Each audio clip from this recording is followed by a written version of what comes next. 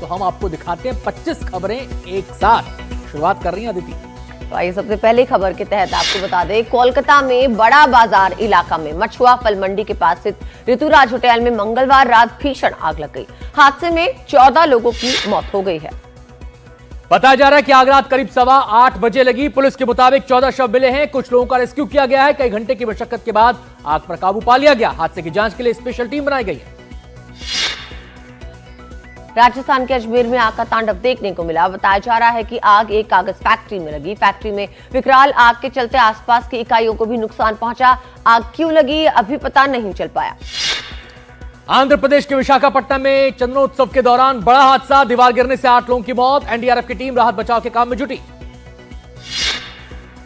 पहलगाम हमले के बाद आज 3 हाई लेवल बैठकें होंगी। सुबह 11 बजे दूसरी बार प्रधानमंत्री की अध्यक्षता में सीसीएस की बैठक होगी। इसके बाद सीसीईए यानी cabinet committee on economic affairs और सीसीपीए की अहम बैठक होगी। बैठक में सुरक्षा तैयारियों पर चर्चा हो सकती है। कल प्रधानमंत्री ने रक्षा मंत्री राजनाथ सिंह, सीडीएस अनिल चौहान और एनएसए अजित डोभाल के साथ बैठक की। पीएम हाउस में हुई बैठक में सेना के तीनों अंगों के प्रमुख भी शामिल हुए। सूत्रों के हवाले से खबर है, बैठक में पहलगाम हमले के बाद पाकिस्तान से तनातनी के बीच प्रधानमंत्री ने बड़ा ऐलान किया। सैन्य बलों को दिया गया जवाबी कार्रवाई की जगह, तरीका और समय तय करने का फुल हैंड। प्रधानमंत्री के आवास पे हाई लेवल मीटिंग के बाद गृह मंत्री अमित शाह और आरएसएस प्रमुख मोहन भागवत ने प्रधानमंत्री मोदी से उनके आवास पर मुलाकात की। पहलगाम हमले पर अपना रोना रो रहे पाकिस्तान को भारत ने यूएन में खरी खरी सुनाई। कहा, आतंक का पनाहगार है पाकिस्तान, अंजाम तक पहुंचेंगे गुनहगार। सेना की उत्तरी कमान में बदलाव, lieutenant general MV Suchindra Kumar हुए retire. Lieutenant general Prateek Sharma संभालेंगे उत्तरी कमान की जिम्मेदारी। सेना की उत्तरी कमान के पास जम्मू कश्मीर की जिम्मेदारी। भारत की कार्रवाई से पाकिस्तान में बेचैनी, वो लगातार एलओसी पर सीज फायर का उल्लंघन कर रहा। 6 दिन हो गए पाकिस्तान की ओर से लगातार गोलीबारी हो रही है, रुक रुक कर ये जारी है। 2021 के बाद से यह नियंत्रण रेखा पर संघर्ष विराम का सबसे बड़ा उल्लंघन है।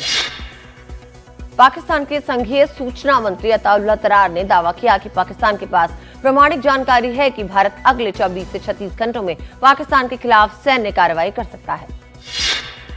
बांग्लादेश से घुसपैठ रोकने के लिए बीएसएफ मुस्तैद हो गया है। बॉर्डर से सटे इलाकों में पेट्रोलिंग बढ़ी। पहलगाम में आतंकवादी हमले के बाद पूर्वोत्तर से बांग्लादेश को कड़ा जवाब देने की भी लगातार मांग उठ रही है। कांग्रेस अध्यक्ष मल्लिकार्जुन खड़गे और राहुल गांधी ने प्रधानमंत्री मोदी को चिट्ठी लिखी। पहलगाम हमले पर चर्चा के लिए संसद का विशेष सत्र बुलाने की मांग की। न्यायमूर्ति भूषण रामकृष्ण गवई को भारत के अगले मुख्य न्यायाधीश होंगे। वो मौजूदा मुख्य न्यायाधीश न्यायमूर्ति संजीव खन्ना के पद से सेवानिवृत्त होने के एक दिन बाद 14 मई को शपथ लेंगे। मदर डेयरी ने दूध की कीमतें 2 रुपए प्रति लीटर बढ़ाई हैं। कीमतों में संशोधन आज से पूरे बाजार में लागू होगा। साथ ही गाय के दूध की कीमत 57 रुपए प्रति लीटर से बढ़ाकर 59 रुपए प्रति लीटर कर दी गई।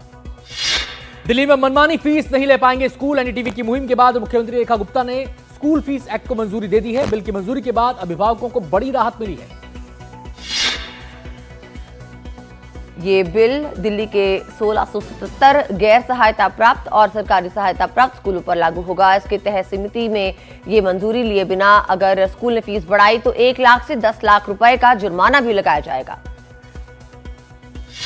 अमृतसर के गांव मलिया में मेडिकल स्टोर पर फायरिंग हुई। वारदात के बाद बाइक पर सवार होकर दोनों हमलावर भाग निकले। पुलिस को आरोपियों की तलाश है। नालंदा में अपराधियों और पुलिस के बीच मुठभेड़ में चली 30 राउंड गोलीबारी में बाल बचे दरोगा और सिपाही। सर्च ऑपरेशन जारी।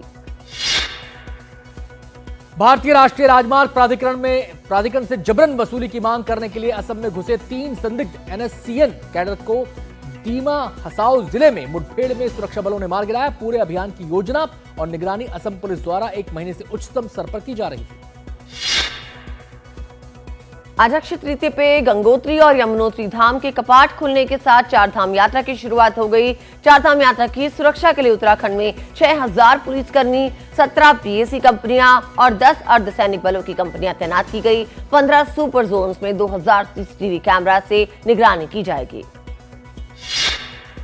भारतीय वायुसेना के ग्रुप कैप्टन शुभांशु शुक्ला 29 मई को अंतर्राष्ट्रीय अंतरिक्ष स्टेशन के लिए उड़ान भरेंगे। शुभांशु शुक्ला 2025 में एक्सियोम 4 मिशन के पायलट होंगे।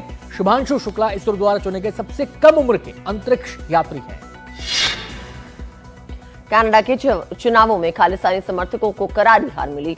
लिबरल पार्टी के मार्क कार्नी की जीत हुई। खालिस्तान के समर्थक एनडीपी के जगमीत सिंह नहीं बचा पाए अपनी सीट। एनडीपी के नेता के तौर पर भी इस्तीफा दिया।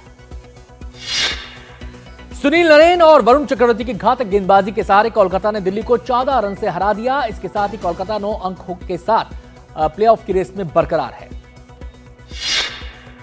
आईपीएल 2025 का 49वां मुकाबला आज चेन्नई सुपर किंग्स और पंजाब किंग्स के बीच चेपॉक में खेला जाएगा। चेपॉक में आईपीएल में अब तक 90 मुकाबले खेले गए हैं। इस दौरान पहले बैटिंग करने वाली टीम 51 बार जीती है।